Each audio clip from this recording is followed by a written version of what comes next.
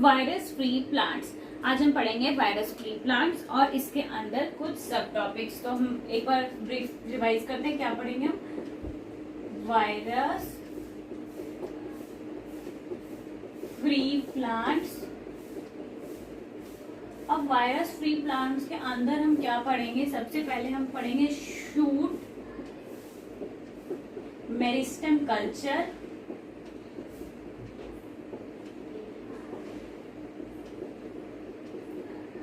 Shoot meristem culture. उसके बाद हम पढ़ेंगे क्रायोथेरेपी,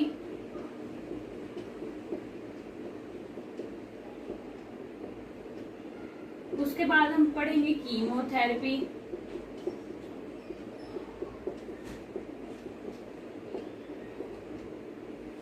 उसके बाद हम पढ़ेंगे वायरस इंडेक्सिंग,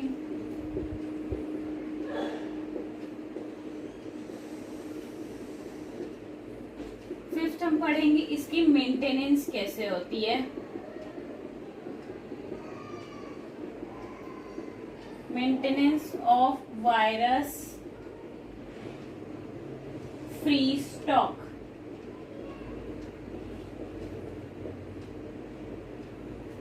उसके बाद सिक्स हम पढ़ेंगे एप्लीकेशन, एडवांटेजेस एंड लिमिटेशंस।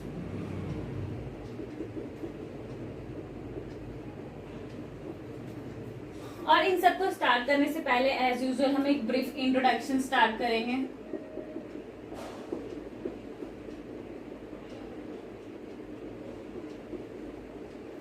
तो आज का जो हमारा टॉपिक है वो यही है, virus free plants. Virus free plants के अंदर हम पहले छोटा सा इंट्रोडक्शन पढ़ेंगे, फिर shoot meristem culture, cryotherapy, chemotherapy, virus indexing, maintenance of virus free stocks, application, advantages and limitations. तो वीडियो स्टार्ट करने से पहले बताऊं कि मेरा नाम प्राची प्रिया है और मैं आप सबका स्वागत करती हूँ अपने चैनल रिवीजन तरीका में। इंट्रोडक्शन में पहले तो हमें ये समझना है कि जो वायरस फ्री प्लांट है ये होता क्या है और ये जरूरी क्यों है। तो वायरस फ्री प्लांट का मतलब किसी भी प्लांट को हमें वायरस से फ्री बनाना है। अब क्यों फ्री बनाना है, उसके क्या फायदे हैं वो हम पढ़ेंगे और क्या क्या बनाने के तरीके होते हैं।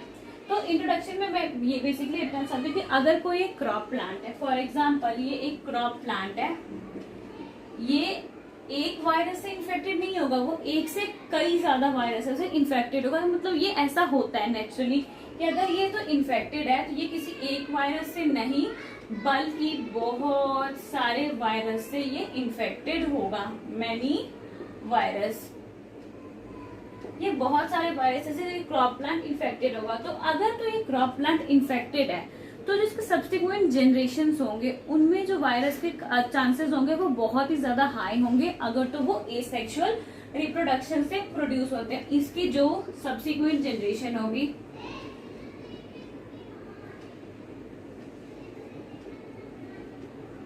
सब्सिक्वेंट जनरेशन जो होंगी अगर तो एसेक्सुअल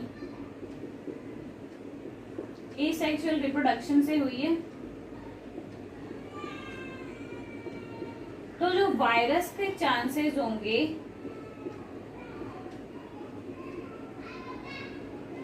वो बहुत ही ज्यादा हाई होंगे कि इस क्रॉप में जो सब्सिक्वेंट जनरेशन में जो क्रॉप आई है उसमें वायरस होगा ही होगा। अगर तो जो सब्सिक्वेंट जनरेशन हमारे पास आता है वो सब्सिक्वेंट जनरेशन सीड की मेथड से हो, यहाँ पे ये जो मदर प्लांट अगर इन्फेक्टेड है, अगर यहाँ पे सीड की मेथड हो, मतलब कि कौन सी मेथड आ जाएगी, सेक्सुअल रिप्रोडक्शन वाली।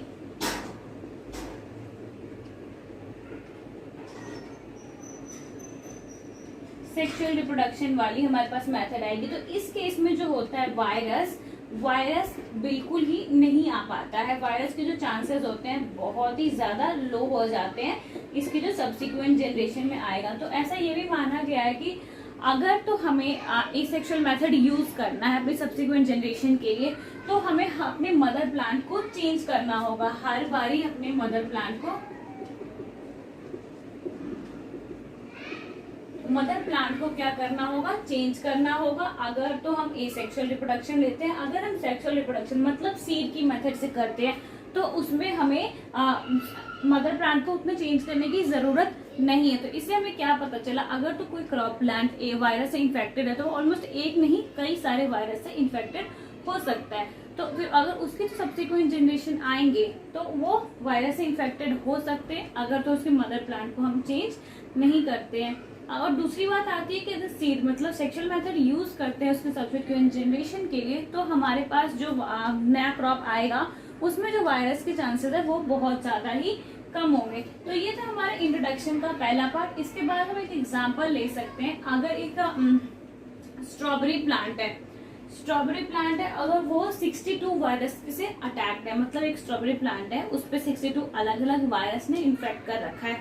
तो अब हम क्या करेंगे, अब हमें इसकी सब्सिक्वेंट जनरेशन को लेके आना है। तो इसकी वजह से हम क्या कर सकते हैं, अब हम उसे एक ही हमारे पास जरूरत काम बचा कि उसका जो मदर प्लांट है उसको हम रिमूव करेंगे और हम चेंज करेंगे फर्दर सब्सिक्वेंट जनरेशन के लिए। एक रिसर्च में ये भी माना गया है कि मतलब जो सीड की हेल्प से जो हमारे पास ट्रांसमिशन होती है तो उसमें वायरस नहीं आता, ये मैंने आपको बता दिया। और ये भी बात कि अगर जितने टाइम के बाद जितनी डीपली उस वायरस को स्टडी किया जाता है तो उसकी जो लिस्ट है वायरस की प्लांट पे अटैक करने की वो बहुत ही ज्यादा बढ़ती जाती है। तो इसका कुछ मेथड्स होते हैं जिसकी हेल्प से हम अपने प्लांट को वायरस फ्री बना सकते हैं।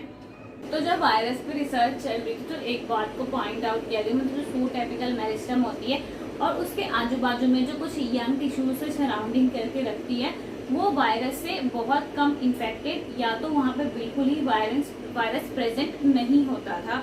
तो इससे एक बात पता चली कि मतलब जो शूट एपिकल मेरिस्टम है वहाँ पे वायरस की बहुत ही कम इम्पैक्ट पड़ता है या तो वायरस बिल्कुल ही नहीं होती है। पर उस पर उसको स्टडी किया गया कि मतलब ऐसा क्यों होता है, पर इसका रीजन नहीं फाइंड हुआ। रीजन तो नहीं पता चला, पर एक बात पता चली कि जो भी हमारे पास वेस्कुलर बंडल्स होते हैं वो वहाँ पे एब्सेंट हो जाते हैं और जो हमारे पास जो वायरस का रेट होता है प्लाज्मोडेस्माटा की तरफ मूव करने का वो बहुत ही ज्यादा स्लोअर हो जाता है। पर एक बात जो हमें अच्छी पता चली कि जो शूट एपिकल मेरिस्टम है और उसके आसपास जो वायरस की एब्सेंस बहुत कम होती है। तो यहाँ से हमें पता चलता है कि एक टेक्निक इसको हम यूज करते हैं वायरस फ्री प्लांट्स बनाने में, और जो हमारे पास कुछ क्लोन्स होते हैं जैसे क्लोन्स होते हैं जो कि वायरस इन्फेक्टेड होते हैं उन सबको हम वायरस फ्री बना सके। हुआ अब 1948 में जो हमारे पास एक साइंटिस्ट थे 1948 में होल्म्स, इन्होंने एक्सपेरिमेंट किया किस प्लांट पे,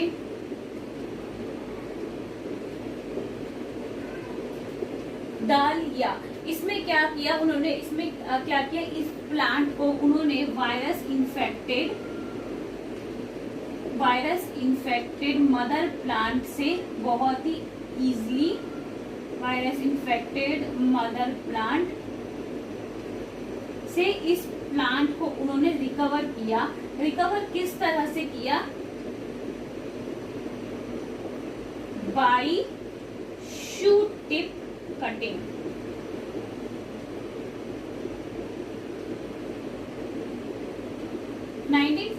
में जो होल्म्स थे उन्होंने वायरस फ्री प्लांट को इन्वेंट कर लो या मतलब बनाया कहा। उन्होंने बनाया किस तरह से, उन्होंने क्या किया, शूट टिप कटिंग मेथड का यूज किया और जो हमारे पास डालिया क्रॉप थी उस क्रॉप को इन्होंने बहुत ही इजीली वायरस फ्री प्लांट बना दिया शूट टिप कटिंग की हेल्प से। उसके बाद क्या हुआ, इसके 4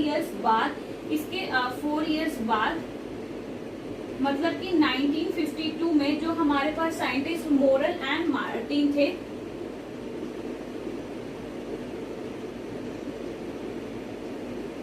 उन्होंने क्या किया, मोरल एंड मार्टिन ने इसमें से एक्साइज किया 100 माइक्रोमीटर का। जो हमारे पास डालिया प्लांट आई थी उसमें से 100 माइक्रोमीटर का उन्होंने समझो तो एक एक्स प्लांट ले लिया। उस एक्स प्लांट को लेने के बाद क्या किया, इन्होंने कहाँ से लिया, जो वायरस इन्फेक्टेड प्लांट है उसमें से लिया। इसके तो ये हमारे पास वायरस फ्री प्लांट आ गई थी, पर जो 100 माइक्रोमीटर उन्होंने काटा वो वायरस इन्फेक्टेड प्लांट में से लिया और उसके बाद उसे इन विट्रो कल्चरिंग करा दी। उसके बाद इसकी क्या की उन्होंने, इन विट्रो कल्चरिंग करवाई। इन विट्रो कल्चरिंग करवाने के बाद उन्होंने शूट ऑब्टेन कर ली। उन्होंने शूट तक की जो प्रोसेस थी वो ऑब्टेन कर ली, पर जो वो रूटिंग में वो फेल हो गई। तो ये एक्सपेरिमेंट यहाँ पे खत्म हो गया। उसके बाद इसको फर्दर ग्राफ्टेड की मेथड से हेल्प स्टार्ट किया गया। एक बार मैं आपको फिर से ये बता देती हूँ यहाँ पे क्या हुआ था। जो हमारे पास 1948 में हमारे पास होम्स जो साइंटिस्ट थे, एक साइंटिस्ट था हमारे पास, एक ईयर था हमारे पास 1948, ये हमें याद रखना है। यहाँ पे शूट टिप कटिंग की मेथड से, शूट टिप कटिंग की हेल्प से वायरस फ्री प्लांट को ऑब्टेन किया था। वो किस चीज का प्लांट था?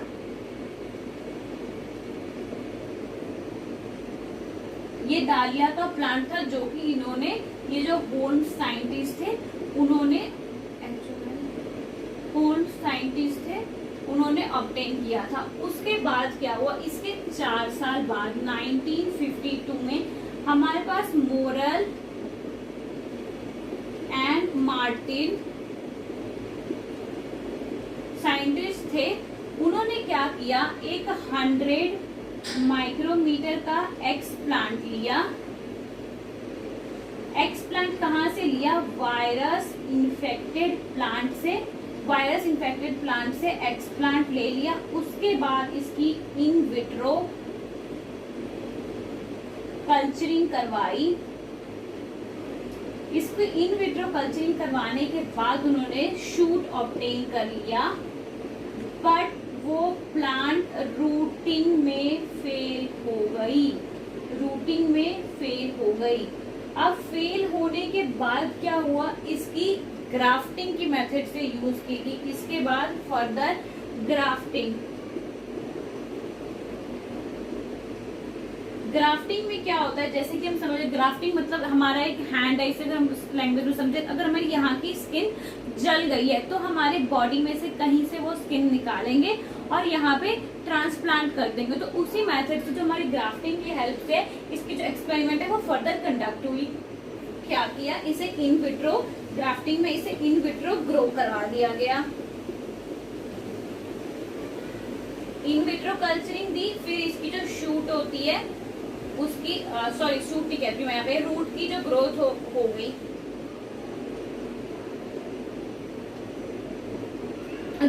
रूट की जो है बहुत ही इजीली वो ग्रोथ हो गई। तो यहाँ से हमें ये पता चलता है कि मतलब 1948 में हमारे पास एक साइंटिस्ट है, उन्होंने शूट टिप कल्चर की हेल्प से हमारा वायरस फ्री प्लांट ऑफ डालिया ऑब्टेन कर लिया। उसके 4 साल बाद मोरल एंड मार्टिन एक साइंटिस्ट थे, उन्होंने क्या किया, 100 माइक्रोमीटर एक्सप्लांट लिया वायरस फ्री प्लांट से, उसकी in vitro culturing, virus infected plant से उसकी इनविट्रो कल्चरिंग करा दी, उसकी शूट करा दी, पर वो रूटिंग में फेल हो गई। तो उसके बाद क्या किया, ग्राफ्टेड मेथड की हेल्प से उसे कल्चरिंग की और उसके बाद वो जो रूटिंग है उसमें हेल्पफुल हो गई। रूटिंग में वो हेल्पफुल इसलिए हो गई क्योंकि जो भी हमारे पास शूट थे वो जो हेल्दी शूट थे वही फर्दर रूटिंग में उन्होंने हेल्प की। जो भी हेल्दी वाले थे वो बहुत ही इजी रिकवर हो गए। उसके बाद क्या हुआ, इसके बाद से जो टेक्निक है, टिश्यू कल्चर टेक्निक है हमारे पास, वो बहुत ही वाइडली यूज होने लगी वायरस फ्री प्लांट को बनाने में, या तो किसी भी फूड क्रॉप को वायरस फ्री बनाने में, या किसी वेजिटेबल क्रॉप को। इस तरह से ये बहुत ही ज्यादा फैल गई। इसके बाद आता है हमारे पास शूट मेरिस्टेम कल्चर, जैसे कि हमने इससे पिछले पे एक्सपेरिमेंट्स वगैरह देखे। इसकी जो फर्स्ट एप्लीकेशन थी वही हमारी यूज हुई 1952 में मॉरल एंड मार्टिन के द्वारा वायरस फ्री प्लांट बनाने में। इसके बाद ये टेक्निक और रिफाइंड की गई ताकि जो virus, viroids, mycoplasma, even fungi, bacteria, ये सब जो क्रॉप पे होते हैं उससे भी हम अपने क्रॉप को फ्री बना सके। उसके बाद क्या हुआ, ये टेक्निक इंडिया में बहुत ही ज्यादा यूज होने लगी। जैसे कि शुगर केन और जो हमारे पास पोटैटो था उसकी जो क्लोनल थी उस पे उसका वायरस इन्फेक्शन फ्री बनाने के लिए ये टेक्निक यूज हुई और ये बहुत ही इजीली उन पे से जो वायरस हटाने में हमारी जो टेक्निक थी वो बहुत ही इफेक्टिव रही। और जो हमारे पास वायरस थी उनकी पॉपुलेशन को बहुत ही ज्यादा मिनिमाइज कर दिया, और या तो खत्म तो नहीं कर पाए, थोड़ी बहुत प्रेजेंट है वायरसेस, बट ये उतनी ज्यादा अमाउंट में प्रेजेंट नहीं है। और जो हमारा एक्सप्लांट है उसको भी हम वायरस फ्री बना सकते हैं। किस तरह से वायरस फ्री बना सकते हैं कि जितना छोटा हम एक्सप्लांट लेंगे, जो हमारे कंटेमिनेशन के चांसेस होंगे वो बहुत ही ज्यादा कम हो जाएगी। जैसे कि हमें पता चला कि हम अपने एक्स प्लांट को छोटा लेंगे तो हमारे जो कंटेमिनेशन के चांसेस बहुत कम होंगे, मदर प्लांट इन्फेक्ट नहीं होगा, तब हमारे जो आगे स्पीसीज आएंगी या सब्सिक्वेंट जनरेशन आएंगे वो वायरस फ्री बन सकते हैं। उसके बाद आते हैं जो इसकी एप्लीकेशन थी, इसकी एप्लीकेशन जो हमारे जो बहुत ही ज्यादा जो मेरिस्मेटिक कल्चर है, मैंने कुछ पॉइंट्स लिखे मैं आपको बता रही हूँ। जो हमारे पास मेरिस्मेटिक कल्चर है उसमें बहुत ही ज्यादा ग्रेट वैल्यू में काम आती है। ग्रेट वैल्यू में किस तरह काम आती है, क्योंकि जो ये हमारे पास ब्रीडिंग लाइन्स, ब्रीडिंग मटेरियल्स और जो जर्म प्लाज्म एक्सचेंज है उसकी मेंटेनेंस में बहुत ज्यादा हेल्प होती है, और इसके बाद ये ब्रीडिंग प्रोग्राम में बहुत ही ईजिली हमें हेल्पफुल होती है। उसके बाद क्या होता है, ये जो हमारे पास शूट एपिकल मेरिस्टेम होता है उसकी जो हम लीफ परमोडिया होते हैं 100 to 500 माइक्रोमीटर इन लेंथ, जो हम उसे कट करके एक्सरसाइज कर सकते हैं ताकि हम इसे फर्दर कभी यूज कर सके। और इसकी केयर हमें बहुत ही ज्यादा लेनी होती है, क्योंकि अगर हम केयर नहीं लेंगे तो इसकी जो आजू बाजू की जो टिश्यूज वगैरह होंगी वो सब भी इन्फेक्ट हो सकती हैं। ग्रोथ रेगुलेटर हम इसमें यूज कर सकते हैं, जैसे कि ऑक्सिन और साइटोकाइनिन यूज कर सकते हैं। उसके बाद हम क्या करते हैं, जैसे मैंने बताया आपको कि अगर हम बिगर लार्जर एक्सप्लांट लेंगे तो उसकी जो सर्वाइवल रेट होंगी शूट एपिकल मेरिस्टेम में वो तो ज्यादा होंगी, पर जो कंटेमिनेशन के चांसेस होंगे वो भी ज्यादा होंगे। तो इस वजह से अभी तक कोई एक अप्रोप्रिएट साइज डिसाइड नहीं हुआ है जिसकी हेल्प से हम अपना एक पर्टिकुलर साइज रख ले, ये स्टैंडर्ड साइज की, मतलब इसी साइज का हमें एक्सप्लांट लेना है। तो वो हमें खुद देखना होता है, तभी तो कहते हैं कि जो भी हम प्लांट टिश्यू कल्चर कर रहे होते हैं उसका रिजल्ट कभी एक बार में नहीं आता है, बाई चांस एक बार में आ जाता है, तो भी हम उसे फर्दर ट्राई करके देखते हैं क्या वो सही है या गलत है। उसके बाद क्या होता है, जो हमारे पास होता है एम्फेसाइज होता है, जो वायरस होते हैं वो शूट एपिकल मेरिस्टेम पे हम उसे एम्फेसाइज करके देखते हैं क्या जो ये वायरस है वो दोबारा इस पे अटैक कर रही है या नहीं कर रही है। तो जब भी हम किसी प्लांट को डिक्लेयर कर देते हैं कि ये वायरस फ्री प्लांट है, तो हम इस तरह से उसे डिक्लेयर नहीं कर सकते, उस पर फर्दर एक्सपेरिमेंट कितनी बार ट्राई करके देख रहे होते हैं कि अगर तब वो वायरस फ्री बन गई होती है तो हम कह सकते हैं कि वो जो हमारी प्लांट है वो virus free plant. Stunt virus in case of chrysanthemum, जो कि हमारे एपिकल मेरिस्टेम से डिराइव होता है, वो जरूरी नहीं है कि वो वायरस फ्री होगा। इसीलिए अगर हमें उसे डिक्लेयर करना है कि ये वायरस फ्री है तो उसकी फर्दर टेस्टिंग होती है, बहुत ज्यादा टेस्टिंग होती है, तब जाके अगर वो वायरस फ्री हुआ तो डिक्लेयर किया जाता है कि ये वायरस फ्री है। तो ये एक टेक्निक थी जिसकी हेल्प से हम अपने प्लांट को वायरस फ्री बना सकते हैं, शूट मेरिस्टेम कल्चर। इसके बाद आता है हमारे पास क्रायोथेरेपी, कीमोथेरेपी। तो हमारे पास क्रायोथेरेपी करते हैं, क्रायो मीन्स लो, इसका मतलब जो हम अपने वायरस को एलिमिनेट करेंगे उसमें हम अपने लो टेम्परेचर का यूज करेंगे। तो लो टेम्परेचर कितना, 5 degree Celsius, 5 degree Celsius low temperature हम यूज करेंगे अपनी वायरस को एलिमिनेट करने में। तो यहाँ पे हम क्या करेंगे, जो भी हमारे पास वायरस प्लांट होंगे या वायरस इन्फेक्टेड प्लांट होंगे उस पर हम प्रोलॉन्ग एक्सपोजर देंगे 5 डिग्री सेल्सियस का, followed by shoot tip culture, मतलब शूट टिप कल्चर वाली टेक्निक को हम यूज करेंगे। उसके बाद क्या होता है, ये जो टेक्निक है ना ये बहुत ही सक्सेसफुल प्रूव हो चुकी है वायरस को एलिमिनेट करने पे। तो जो प्रोसीजर होता है कि हम प्रोलॉन्ग एक्सपोजर देंगे 5 डिग्री सेल्सियस का किसी भी वायरस इन्फेक्टेड प्लांट को, तो इस प्रोसेस को हम बोलते हैं क्रायोथेरेपी। तो ये थी हमारी क्रायोथेरेपी जो कि हमारी वायरस एलिमिनेशन में काम आती है। उसका एग्जांपल है इसका क्रायोजेंथेनम मोरिफोलियम, ये एक फ्लावर प्लांट है जिसमें एक एक्सपेरिमेंट कराया गया, जैसे कि 4 मंथ्स के लिए इसे 5 डिग्री सेल्सियस की हमने ट्रीटमेंट दी।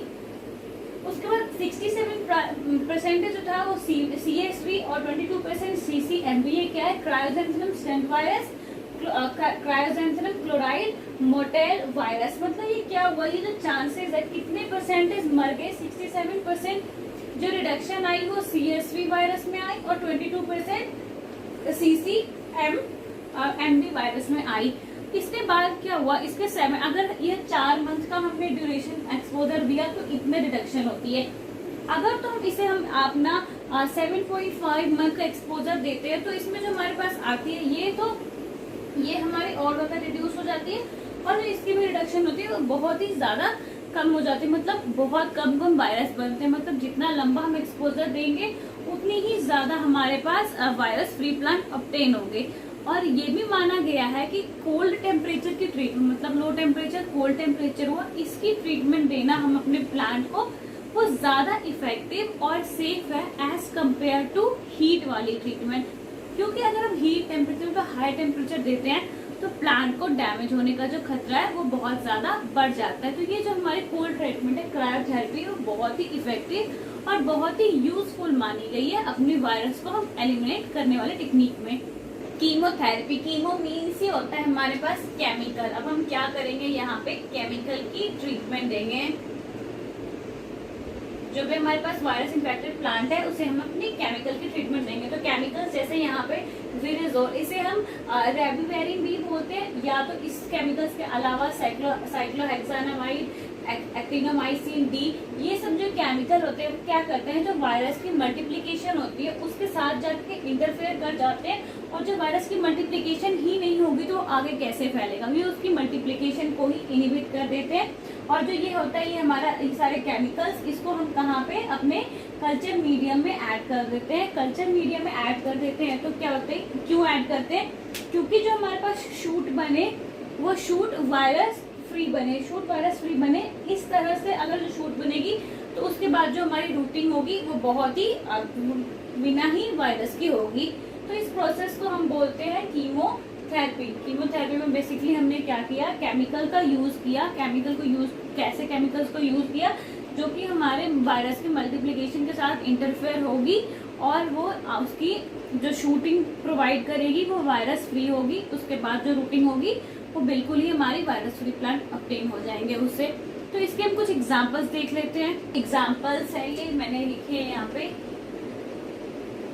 तो एग्जांपल्स, एजेंट या केमिकल, होस्ट प्लांट और वायरस, मतलब कौन सा केमिकल किस कैटेगरी के लिए हम यूज कर सकते हैं और कौन से वायरस पे यूज कर सकते हैं।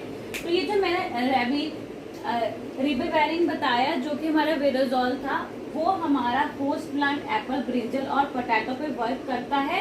और जो वायरस कौन सा, ACLSV, मतलब Apple chlorotic leaf spot virus जो होता है उस पे काम करता है, या तो ब्रिंजल, पोटैटो वायरस, एक्स, ये सब जो वायरसेस होते हैं उन सब के एलिमिनेशन के लिए जो हमारा कीमोथेरेपी में ये हमारा रिबेवेरिन है वो एजेंट काम आता है। उसके बाद हमारे actinomycin D, Chinese cabbage, TBM, tobacco mosaic virus, ये सब जो होते हैं इन सब पे एक केमिकल ये जो प्रोलॉन्ग एक्सपोजर देते हैं तो इनकी ट्रीटमेंट से जो हमारा वायरस है वो एलिमिनेट हो जाता है और ये सब हमारे वायरस फ्री बन जाते हैं। इस तरह के बहुत सारे एग्जाम्पल है, पर हमें एक दो एग्जाम्पल्स बहुत ही कॉमनली याद होने चाहिए, जैसे कि tobacco mosaic virus, actinomycin D, हमारे पास ये रिबेवेरिन तो हमें मुंह पे याद होना ही चाहिए, जो कि इसे विरेजोल भी कहते हैं। ये हमारे एप्पल, यहाँ पे क्या है, apple chlorotic leaf spot viruses, इन सब पे काम आता है। तो नेक्स्ट आता है हमारे पास वायरस इंडेक्सिंग। क्या देखेंगे, इसकी डेफिनेशन देखेंगे और इसके कुछ टाइप्स है वो देखेंगे। तो वायरस इंडेक्सिंग पहले होता क्या है, तो जैसे कि हमें पता है कि जो भी हमारे पास प्लांट होते हैं वो जो शूट मेरिस्टेमेटिक कल्चर से डिराइव हो रहे होते हैं, या तो कीमोथेरेपी के बाद या तो थर्मोथेरेपी के बाद, वो पूरी तरह से वायरस फ्री नहीं होते हैं। तो पूरी तरह से वायरस फ्री नहीं होते हैं, या कुछ होते भी है पर पूरी तरह से ज्यादातर जो हमारे पास प्लांट होते हैं वो वायरस फ्री नहीं होते हैं। तो ये जो हमारे पास ऐसे जो प्लांट्स होते हैं उनको हमें ना कंसर्न वायरस, मतलब जो वायरसेस के हमेशा के, मतलब इस प्लांट पे ये वाला वायरस हो सकता है तो उस वायरस से उसे हम टेस्ट करेंगे। तो ये तो टेस्टिंग का मेथड होता है, मतलब ये वर्ड हम यूज कर सकते हैं कंसर्न वायरस, मतलब उस प्लांट के लिए जो सा वायरस इफेक्टिव होगा वो वायरस से हम कंसर्न टेस्टिंग करेंगे, उसी को हम बोलते हैं वायरस इंडेक्सिंग। इसकी डेफिनेशन एक बार फिर से मैं रिपीट करती हूँ कि जो भी हमारे पास प्लांट होते हैं जो शूट मेरिस्टेमेटिक कल्चर से ऑब्टेन हुए होते हैं विथ कीमोथेरेपी या विदाउट कीमोथेरेपी, मतलब इन ट्रीटमेंट देने से पहले या देने के बाद जो हमारे पास प्लांट आते हैं वो पूरी तरह से वायरस फ्री नहीं होते हैं। तो उसी को हमें क्लियर करने के लिए, उस डाउट को क्लियर करने के लिए, अभी भी वायरस है नहीं है, हम अपने प्लांट को कंसर्न वायरस के साथ ट्रीट करते हैं, तो उसी को हम बोलते हैं वायरस इंडेक्सिंग।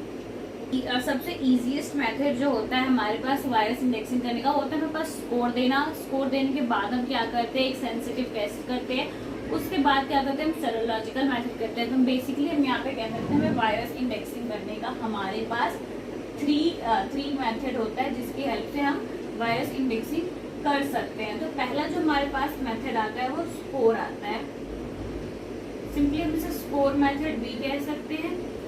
सेकेंड आता है हमारे पास हाईली सेंसिटिव वाला, तो हम सेंसिटिव कह सकते हैं। सेंसिटिव। थर्ड आता है हमारे पास सेरोलॉजिकल।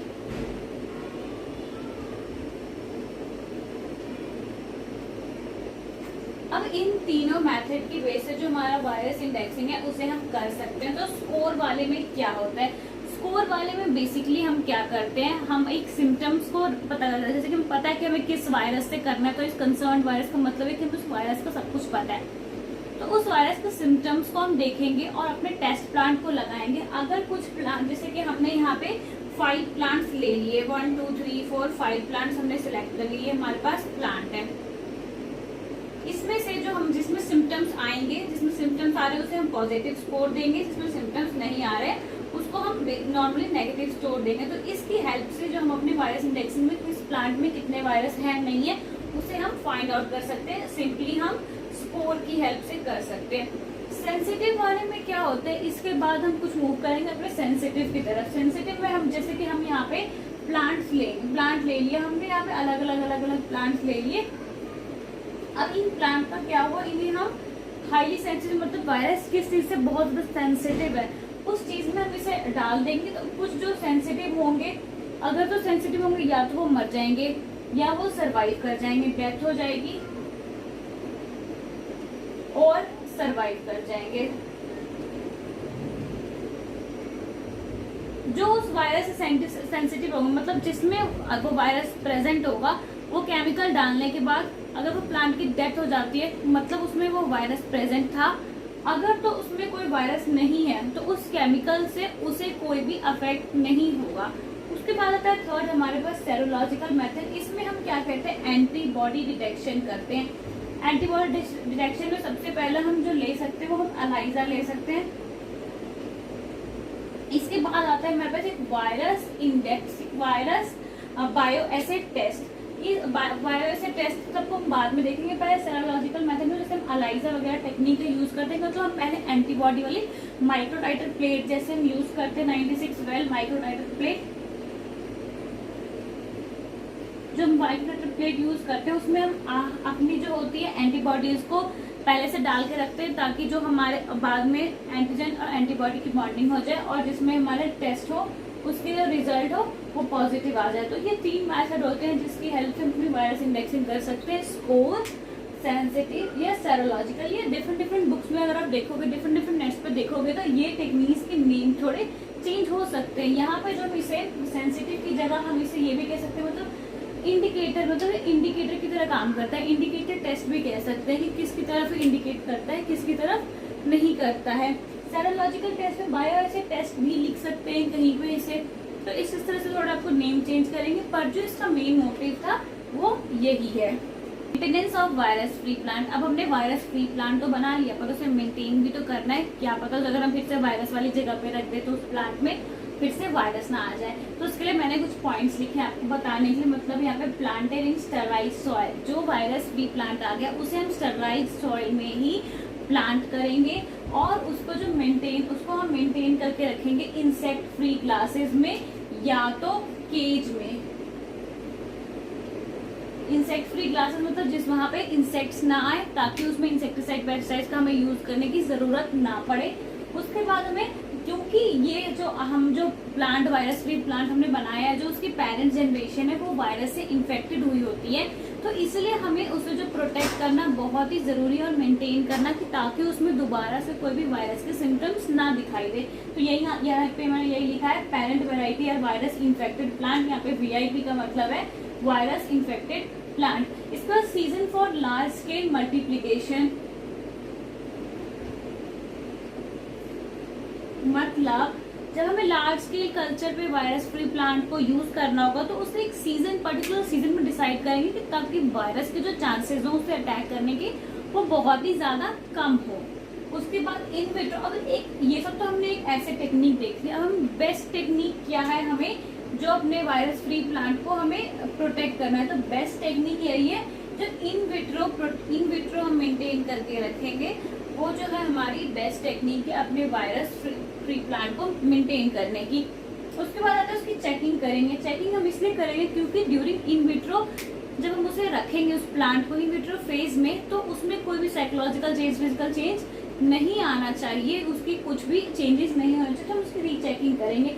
कुछ वेरिएशंस देखी गई है एप्पल और रुबारा जो हमारे पास प्लांट है उसमें जो हमने देखा है कुछ वेरिएशंस आ जाती है जब हम वायरस फ्री प्लांट को मेंटेन कर रहे होते हैं इन विट्रो कल्चर्स में। तो हमारी वायरस फ्री प्लांट की एप्लीकेशंस क्या क्या है, तो सबसे पहली एप्लीकेशन है हमारे पास virus free plants in agriculture. Virus free plant से जो एग्रीकल्चर में जो हमारे पास प्लांट्स आएंगे वो वायरस फ्री होंगे, ताकि जो कि ना हमारी सॉइल को कोई डैमेज होगा, ना ही इन्वायरमेंट को कोई डैमेज होगा, ना ही आगे कोई फूड चेन में कोई प्रॉब्लम आएगी या कोई प्लांट क्रॉप में आएगी, तो एक्सटेंस होने से भी हमारे जो क्रॉप्स है वो बच जाते हैं। उसके बाद वायरस एलिमिनेशन, तो वायरस फ्री प्लांट पर जितनी भी टेक्निक हुई उससे हमें ये पता चला कि वायरस की एलिमिनेशन कैसे कर सकते हैं। शूट टिप कल्चर वगैरह वगैरह, क्रायोथेरेपी, कीमोथेरेपी, ये सब कल्चर्स को हम यूज करके अपने वायरस को एलिमिनेट, मतलब वायरस एलिमिनेट करने में भी हमारा जो वायरस फ्री प्लांट में जो टेक्निक्स यूज हुई है वो काम आती है। उसको आते हैं माइक्रो प्रोपगेशन। माइक्रो प्रोपगेशन में भी हमारे पास जो वायरस फ्री प्लांट का है उसमें भी बहुत बड़ा रोल है। उसको कहते हैं storage of genetic resources. Storage of genetic resources का मतलब समझ ही गए हैं कि जो एक्सटिंक्ट होने वाली है स्पीसीज उसको हमें प्रिजर्व करके रखने में कितनी हेल्पफुल होती है। यूज इन प्लांट ब्रीडिंग, जैसे कि मैंने पीछे बताया प्लांट ब्रीडिंग में ये मेंटेन करके रखती है हमारी इस चीज़ को, ताकि जो आगे प्लांट ब्रीडिंग में बहुत ज़्यादा हेल्पफुल हो जाती है। तो ये थी हमारी कुछ 5 एप्लीकेशंस। इसके बाद हम देखेंगे एडवांटेजेस एंड लिमिटेशंस। देख लिए, अब हम देखेंगे एडवांटेजेस। मैंने 5 एडवांटेजेस यहाँ पे लिखी है। पहला लैक ऑफ वैस्कुलर टिश्यूज, मतलब वैस्कुलर टिश्यूज में वो बहुत एब्सेंस हो जाती है, मतलब नहीं रहती या तो एब्सेंस हो जाती है, ताकि जो वायरस होते हैं वो हमारे प्लाज्मोडेस्माटा की तरफ जो मूव कर रहे होते हैं उनका रेट बहुत ही स्लो हो जाता है। उसका था high rate of oxygen concentration, हमें ऑक्सीजन और साइटोकिनिन की जो कंसेंट्रेशन है वो भी हम बढ़ा देते हैं, पर यहाँ पे ऑक्सीजन की हमने ज़्यादा एडवांटेजेस ली है। Production of virus free plant, मतलब इसकी क्या एडवांटेज है कि जो हमारे पास प्लांट प्रोड्यूस होता है वो वायरस फ्री होता है। Facilitation of exchange between location, मतलब जो वायरस फ्री प्लांट होते हैं उनको हम एक लोकेशन से दूसरे लोकेशन को ले जाने के लिए हमें फैसिलिटीज भी प्रोवाइड होती है, ताकि जो भी हमारा क्रॉप प्लांट है उसे हम बहुत ही ईजिली एक से दूसरी जगह पर ट्रांसपोर्ट कर सके। क्रायो प्रिजर्वेशन और in vitro conservation of germ plasm. Cryo preservation की ट्रीटमेंट मिलती है, या तो हम इसे जर्म प्लाज्म कंजर्वेशन की हेल्प से हम अपने जो वायरस फ्री प्लांट है उन्हें को हम कंजर्व कर सकते हैं। ये एडवांटेजेस है। अगर तो आपने जर्म प्लाज्म की वीडियो नहीं देखी तो मैंने germ plasm 1, germ plasm part 2 दोनों की वीडियो अलग अलग सेपरेटली बना रखी है, वो आपको मेरे आई बटन में मिल जाएगी, आप उसे जरूर देखें। तो ये थी हमारी कुछ 5 एडवांटेजेस वायरस फ्री प्लांट की। इसके बाद आएगी हमारी इसकी लिमिटेशंस क्या क्या है, या तो डिसएडवांटेजेस क्या आता है हमारे पास। डिसएडवांटेज क्या, आइसोलेशन इज डिफिकल्ट, मतलब जो हमारा प्रोसीजर होता है वायरस फ्री प्लांट बनाने का वो बहुत ही ज्यादा टीडियस, बहुत ही ज्यादा लेबरियस वर्क होता है और इसकी आइसोलेशन करना बहुत ही डिफिकल्ट होती है। सेकेंड आता है हमारे पास low survival rate and regeneration time for explant में भी लॉन्ग, मतलब सर्वाइवल रेट तो बहुत कम होता है, या तो कितनी बार हम टेस्टिंग करते हैं कि उसमें वायरस प्रेजेंट तो नहीं है, तो कईयों की तो सर्वाइवल रेट ही बहुत कम होती है।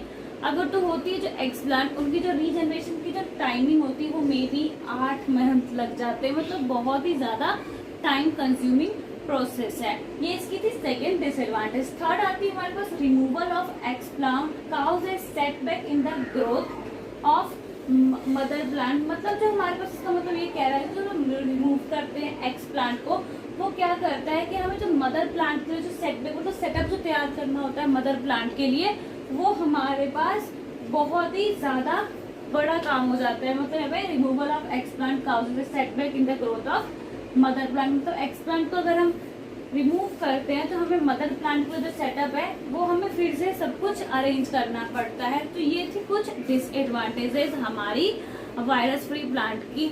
तो एक बार हम ब्रीफ रिवीजन लेंगे कि आज हमने क्या क्या पढ़ा, उसके बाद हम आज के टॉपिक को एंड करेंगे। स्टार्ट करें अपनी ब्रीफ रिवीजन। ब्रीफ रिवीजन में सबसे पहले हमने क्या किया, वायरस फ्री प्लांट का सबसे पहले हमने इंट्रोडक्शन देखा। इंट्रोडक्शन में हमने क्या क्या पढ़ा कि मतलब वायरस फ्री प्लांट हमें ज़रूरत क्यों होता है, क्यों हमें वायरस फ्री प्लांट बनाना चाहिए। उसके बाद क्योंकि एक प्लांट में कई सारे अलग अलग वायरस अटैक कर रहे होते हैं, तो उसके हमें नेक्स्ट स्टेज जो सब्सिक्वेंट जनरेशन में पास ऑन हो जाएंगी। तो इसकी वजह से हमें अपने जो क्लोनल प्रोपगेशन थे इंडिया में, जैसे पोटैटो, शुगर केन, ये सब एक्सटेंड हो रहे थे, तो इन सबको बचाने के लिए हमने वायरस फ्री प्लांट्स बनाना स्टार्ट किया। जो कि हमने इंट्रोडक्शन में पढ़ी। उसके बाद शूट टिप कल्चर हमने पढ़ा, शूट मेरिस्टेम कल्चर पढ़ा। इसके बाद हमने पढ़ा शूट मेरिस्टेम कल्चर। इसके बाद हमने शूट मेरिस्टेम कल्चर पढ़ा। शूट मेरिस्टेम कल्चर में हमने एक्सपेरिमेंट देखे जो 1952 में हुआ था। मोरेल एंड मोलर जो साइंटिस्ट थे हमारा, उन्होंने किया था शूट टिप कल्चरिंग में। इसके बाद हमने पढ़ा क्रायोथेरेपी। इसके बाद हमने कीमोथेरेपी पढ़ा। इसमें हमने क्या किया, लो टेम्परेचर दिया जो कि 5 डिग्री सेल्सियस तक था और बहुत ही लंबा 4 to 7.5 मंथ्स के लिए देते थे हम, ताकि जो हमारा CSV, CCMV जो वायरसेस वगैरह थी इनकी जो कैपेबिलिटी थी उसमें रिडक्शन आए। कीमोथेरेपी में हमने क्या किया, केमिकल यूज किए। सबसे ज्यादा हमने रेविफेरिन, ये जो विराजोल था, ये सब जो केमिकल्स थे हमने यूज किया। एक्टिनोमाइसिन थी। इसके बाद हमने पढ़ा वायरस इंडेक्सिंग क्या होती है। वायरस इंडेक्सिंग में हमने 3 मेथड्स पढ़े थे इसके, जो कि हमारे थे स्कोर बोल लो, या तो हम इसके बाद हमने सेंसिटिव पढ़ा था। सेंसिटिव को हम एक और चीज बोल सकते हैं, इंडिकेटर प्लांट। इंडिकेटर प्लांट भी बोल सकते हैं। उसके बाद हमने सेरोलॉजिकल,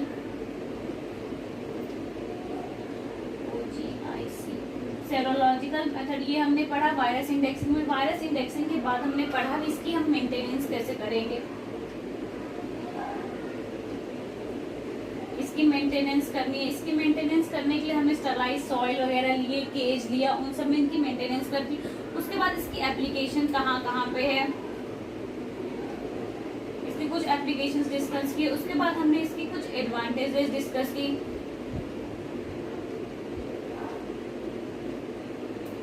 एडवांटेजेस के बाद हमने इसकी डिसएडवांटेज या तो लिमिटेशन। तो ये था हमारा आज का टॉपिक, जिसमें हमने सबसे पहले इंट्रोडक्शन से स्टार्ट किया, फिर हम शूट मेरिस्टेम कल्चर पे गए, क्रायोथेरेपी, कीमोथेरेपी, वायरस इंडेक्सिंग की 3 टाइप्स पढ़ी, फिर उसकी मेंटेनेंस पढ़ी, हमने एप्लीकेशन पढ़ी, एडवांटेजेस पढ़ी, डिसएडवांटेजेस पढ़ी।